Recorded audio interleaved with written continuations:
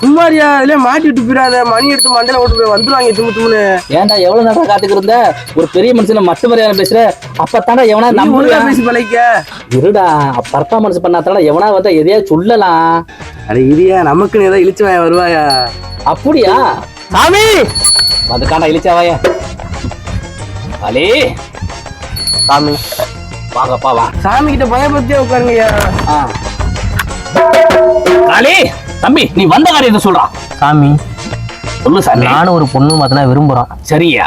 அந்த பொண்ணும் நானும் சேருவோமா சேர மாட்டோமா? காளி ஐயா ரொம்ப சித்திரா பண்றாயா. பொண்ணு அதை கிடைக்குமே கிடைக்காதயா? டேய் நீ நினைச்ச காரியம் 2 மணி நேரத்துல நடக்கும்டா. காணிக்க வச்சு எந்திரிச்சு போகடா. சாமி நான் நினைச்சது நடக்குமா சாமி? கருப்பா காளி நடக்குமா?